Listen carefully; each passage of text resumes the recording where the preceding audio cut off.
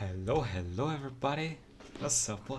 It's your boy Proftrof and we're back here on another video by Count Dankula. This is absolute mad lads. Gotz of the Iron Hand.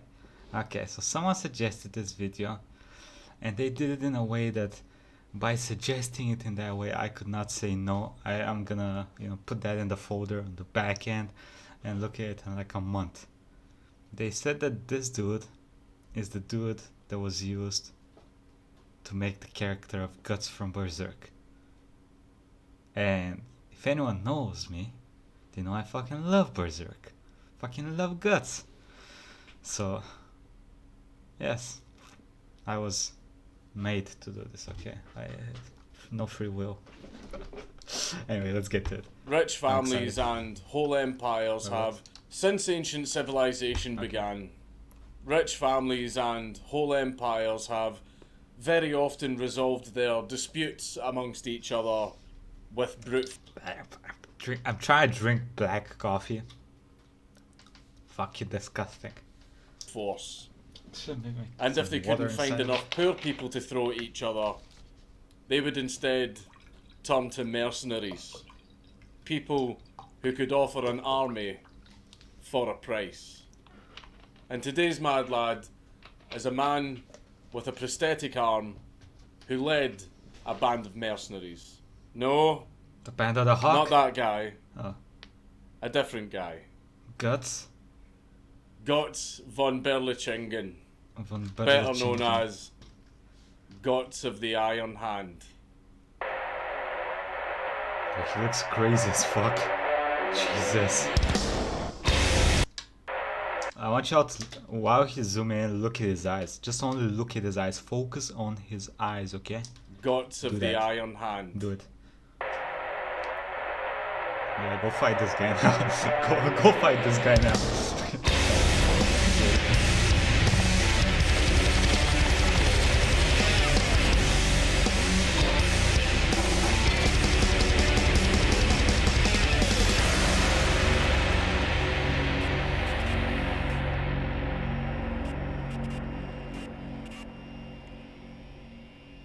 But before we get into the mad lad, yes, it is in fact your boy, Raid Shadow Legends. The hottest game in the Play Store with almost a perfect score and over 25 million downloads. It's absolutely free to play and is available on mobile, Mac and PC. One second. Yo, I'm back, sorry about it. Now is the best time to join with over 1 million active players every day, an active Discord community with 80... Oh, if now is the best time. I'm sorry everybody, you fucking missed it by 2 months. Feels bad to be you, huh, new players? Feels bad to be you, huh? You missed the best time. Now you guys are fucked. 7,000 players, a server with over 60 channels and different languages just for Raid. Over 216,000 clans created and over 10 billion PvE battles fought. And my favourite thing about the game is still slapping people around in the PvP arena. Currently in the game I'm levelling up my new team and farming dungeons to unlock new artifacts to make them even stronger. The champions I'm running right now are Jizo, who boosts my team's attack, and I've also fitted him with lifesteal artifacts, making him really hard to kill. And Doom Priest, who heals my team and removes debuffs from them, keeping them alive for much longer. Raid has also released the Artifact Forge, where you can craft your own artifacts, as well as an advanced quest system with amazing rewards. And they have even added new champions. And the next update will contain the Doom Tower, 120 floors of hard levels and even harder bosses. Get hyped.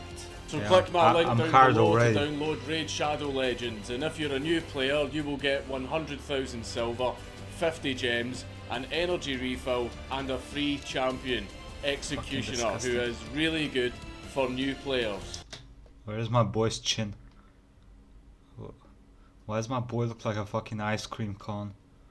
Look at him, like this upper area, what the fuck? These rewards are only available. Why is his shield so pixelated? Executioner, who is really good for new players. Is this the free champion again? His shield has like 10 pixels, look at it. It looks like I'm playing Oblivion, oh no Oblivion, I'm playing Morrowind currently. It looks like it's just come out of that game. Actually, that game looks better. These rewards are only available to new players and only for the next 30 days, and you can find these rewards here in your inbox. Gotz von Berlichingen was born sometime around 1480 to a noble family in the German state of Württemberg. It was very common during this period of history for the German states to constantly be at war with each other during this period, and also neighbouring countries. And Gotz did what was expected of young men of the nobility. He took up active service within the army. In 1498, when Gotz was around 17, he fought in a campaign in Switzerland under the command of the Holy Roman Emperor Maximilian I. And after 2 years of service, Gotz sort of realised that he didn't like taking orders and he wanted to do things his own way. But he also wanted to make money while he was doing it. Makes sense. So he decided to become a mercenary. So in 1500, Gotz set up his own private army and took part in many feudal conflicts, offering his services to the highest bidder. And that was all well and good, until 4 years later, when Gotz and his mercenaries were laying siege to the German city of Landshut. During the siege, the town's defenders fired one of their cannons directly at Gotz, which resulted in him losing his hand. Now, there are several different theories as to what exactly happened to Gotz's hand, but the most common theories are the cannonball just hit his hand directly and tore it clean off. And the other theory is that the cannonball didn't actually hit Gotz or hit his hand, but it actually hit his sword while he was holding it, which caused the sword to spin like a helicopter blade, and boom, bye-bye hand. Now, if you're a knight and you lose your sword hand, that's it. Locker room. Career's over. You're done. And Gotz knew this. And he was reported to have been extremely depressed during the initial stages of his recovery. However, while recovering, Gotz recalled seeing one of his own men keep fighting in a battle, despite having his whole arm chopped off. This inspired Gotz so much that he started brainstorming to come up with a plan to get himself back into the action. So Gotz went to a blacksmith and saddle maker in a local... Put on your glasses now, boys? Are we putting on the glasses now? To everyone that hasn't seen Berserk, the original one, I probably sound like a fucking idiot now. Village, but it's okay. And asked him if he could build him a prosthetic hand. And luckily for Gotz, this blacksmith was extremely skilled. The blacksmith actually made Gotz 2 iron hands. Now, the first one that he made him was relatively basic. It was attached to his arm with an iron cage and leather straps and consisted of an iron hand with retractable iron fingers. This allowed Gotz to actually grip onto and hold objects, but most importantly, it allowed Gotz to grip onto and hold the handle of his sword. He could wield his sword again. He was now back in the action. Now, don't demonetize me, YouTube. I've only got this out to show everyone how the iron hand worked. Right? Okay. This is for educational purposes. Do not demonetize me. Like and subscribe. I mean, he's in England, right? The first design was also... By the way, he's in England, right? Is he allowed that kind of knife? That knife seems a little big, huh? The diameter seems a little wide, no? No? Let me look at the knife again, boy. Ah, shit. I think we need to report this, boys. I think this is like a terrorist organization's hideout now. The knife can take over the English government, don't you guys think? This could be a danger to the Queen and her family. Look at how big and wide it is. No, that is a weapon of mass destruction. You can't be having that shit in England, no? No, buddy. I'm sorry, Count Dankula. He was now back in the action. Now don't demonetize me, YouTube. Jeez. I've only got this out to show everyone how the Iron Hand worked. Right? This is for educational purposes. Do not demonetize me. Like and subscribe. The first design was also very detailed, as it even had hand wrinkles and fingernails carved into it. Oh. And on the other hand, I can't. baby's due in March. I'm just practicing my dad jokes. The second hand was actually a lot more advanced than the first hand. Crossbow it cannon? had individual finger joints, Oh. each equipped with spring-based locking mechanisms. This meant that Gotz could move each finger into the position that he wanted and then lock it into place. This meant that Gotz could do so much more with his hand. He could hold shields, he could hold his horse's reins while he was riding, and probably the most impressive thing, he could actually write with a quill pen. This hand was some extremely advanced engineering for the time period. But could the hand, you know? We don't know. That never came up in the research. But you know he tried. So after being forced to go all Deus Ex Medieval Edition on himself, you would think that... Was that a masturbation joke? Hey, listen. No one that's watching this, do not go out and cut out your hand just so you can get a prosthetic so you can jack off, okay? I'm sure the feeling might be better, but it's cold. And I don't know, you're not gonna have a hand, okay? That's not very smart. Don't do it. Don't do it. It's not worth it. Pay for a prostitute, they're pretty cheap nowadays. that Gotz would have learned to be even cheaper, a little bit more cautious and to stay out of trouble. Fuck But me. you would be dead wrong. One thing that Gotz was very famous for was his temper and his ability to pick a fight. Have you ever been in a bar and a guy's really, really drunk and he's going around picking on people, pushing people and trying to start fights with everyone around him just because he doesn't like the look of them? That was Gotz. That's what Gotz did. Except Gotz didn't just take part in little petty bar fights. No, he started feuds. Feuds that would result in either side fielding massive armies and throwing them at each other, resulting in a massive, catastrophic loss of life. And Gotz was known for starting and taking part in and fighting in 15 feuds 15? in his lifetime. One thing that Gotz was also very well known for doing was picking fights with entire cities. How do you Not pick a fight with a city? person or a particular noble or noble family, a whole city. How? He just decided that he didn't like a whole city and he would start a fight with the entire city. And one of these cities that Gotz, for reasons we still don't fully understand, didn't like was the city of Nuremberg. So one day, in 1512, Gotz decided to rob a group of Nuremberg merchants as they were travelling home from a fair in Leipzig. This act infuriated the Holy Roman Emperor so much that he placed Gotz of the Iron Hand under an imperial ban.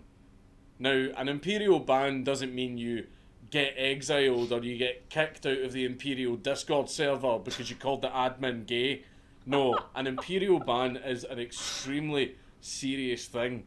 What it meant was that Gotz was not allowed to leave any of his lands, and it also meant that it was legal for anyone to rob and kill Gotz. Jesus. Being under an imperial ban meant that it was legal for people to kill you. Gotz managed to survive under this imperial ban for 2 whole years, but eventually the ban became that much of an inconvenience that Gotz finally gave in and paid the Holy Roman Emperor 14,000 gold to be released from the ban. How much is that? So Gotz had finally had his imperial ban lifted, and what he should have done was stayed out of trouble. But that is not what he did. Gotz, for reasons that we still don't fully understand, absolutely hated the Prince of Mainz. So, in 1516, Gotz decided to capture one of the members of the Mainz nobility named Count Waldeck, and Gotz decided to ransom him back to the Mainz nobility for the price of 8,400 gold coins.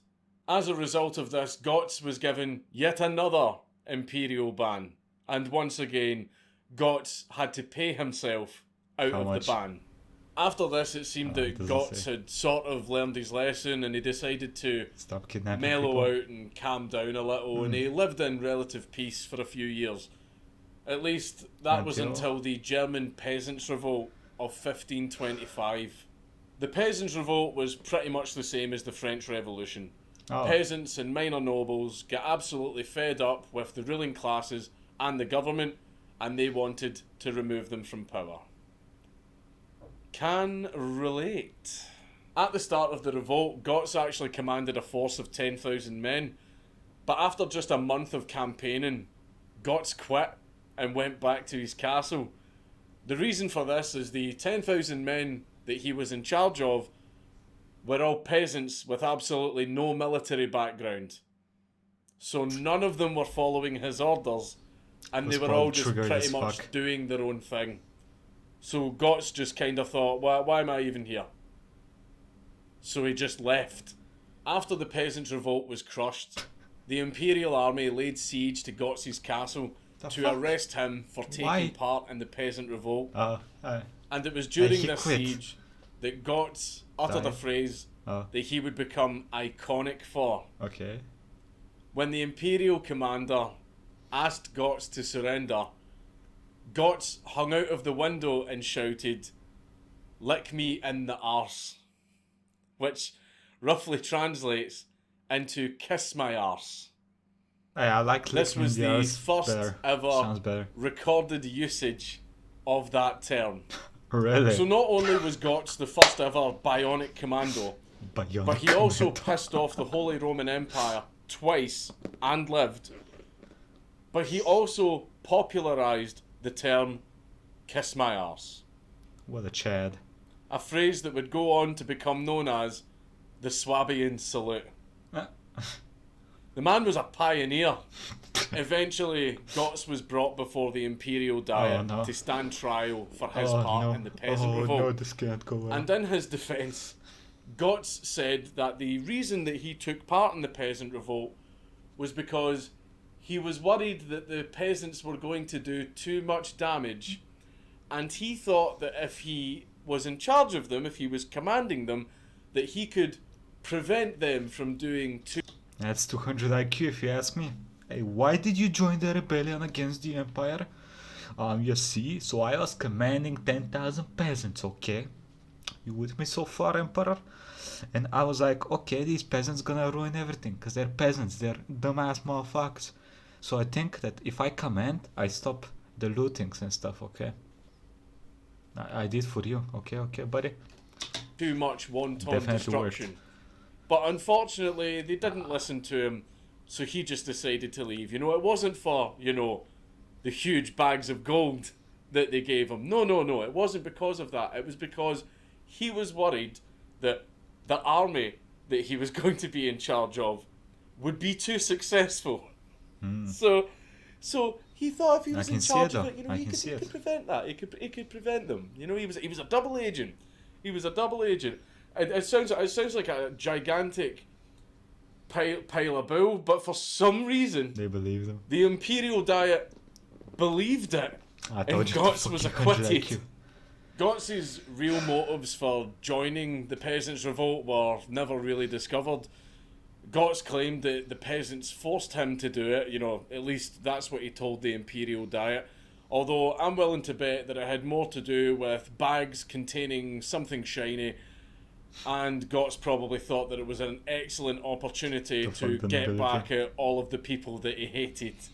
Gotz also spent a lot of time having a bit of a violent back and forth with what is known as the Swabian League, who were a league of German cities who'd sort of entered into an alliance with each other and were constantly at odds with Gotz. They absolutely... How does one man have so many troubles How does one man have a fight against a collection of cities?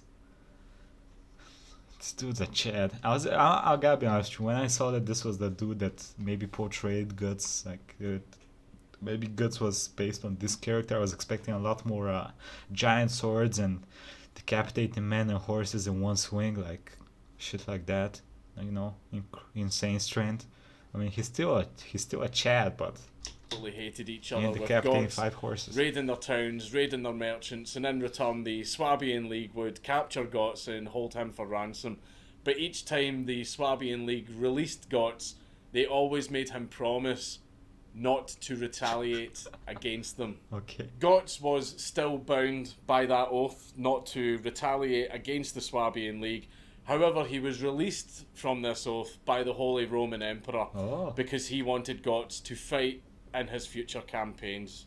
This resulted in Gotz fighting the Ottomans in Hungary in 1542 and also taking part in the invasion of France in 1544. After this final campaign, Gotz decided to retire, and he lived out the rest of his days at his castle, writing his autobiography and drinking very, very, very heavily. And despite having a lifetime of military service and losing his hand and being injured and fighting in battles and being imprisoned a bunch of times by the Swabian League and also drinking very heavily, despite all of that, Gotz died in 1562 at the age of 82 years old. Jesus After fucking his death, Christ. Gotz still remained quite the cultural icon. How does a man get like two orders from the Empire that anyone can rob and kill him? He gets captured like 50 times, and he lives to the age of 82 in the 15th, 16th century. What the fuck? Still was using cheat codes for sure. In Germany, with a Fucking play God even mode. being written about his life by von Goth in 1773. A play that really popularised the phrase "kiss my arse." The phrase rose to such prominence that Mozart himself wrote an entire canon titled "Lick Me in the Arse." And Mozart and his friends would sing this together at parties. Here is a bunch of young women singing Mozart's "Lick Me in the Arse."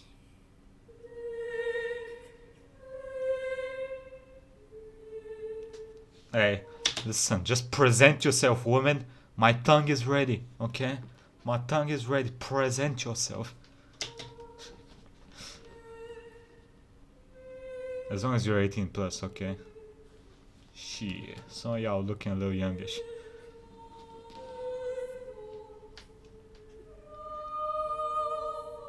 Why is that one? Why is the left one looking a little drugged? Look at her. She looks like she's on some shit. Lick my ass! Even during World War II, the Germans named a lot of vehicles, ships and military units after Gotz, and some of their military emblems even contained Gotz's iron hand with the phrase "kiss our arses." There was also a movie written about... He didn't mention anything about him as a general, but he must have been a fucking good ass general for the Emperor to wanna, you know, do so much shit for him so he can use him in the wars. He must have been a fucking good ass general. his life in 2014, not to be confused with that absolutely trash Marvel series. Also, good? If you want to see Gotz's Iron Hand, you can. Both of the Iron Hands are on display at the old Jagdhausen Castle in Germany. A lot of people have a lot of respect for Gotz of the Iron Hand. Some people respect him because he was trying to keep the idea of knights alive during an era when knights were becoming obsolete.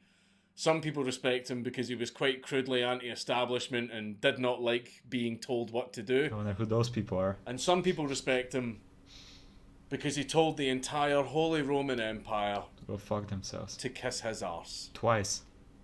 But I think the thing that really cements Gotz's legacy, the thing that really lets you know that he made it, He had a Playmobil figure made after him. Oh. They made a child's toy of a dude that said kiss my ass. Interesting.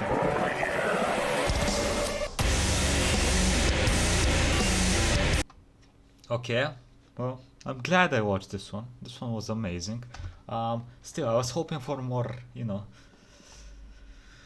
grasses. Put on your grasses and everybody. Anyway, a quick thank you to the Patreons. Command _ unit Pedro Martinez Strawberry Prince Data Prosthetic Feuds Chicken with GG Senior Hill Lemon and Moon Nightmare Dash Ironic. Thank you for supporting the channel. Thank you everybody for watching. I hope you enjoyed this video. We'll be playing some more Morrowind today. We'll be fisting people. My fist only build is almost ready. Yes, and then we can fist the final boss when we get to it, I guess. Ha! Anyway, I'll see you next time, buddy. Have a nice fucking day.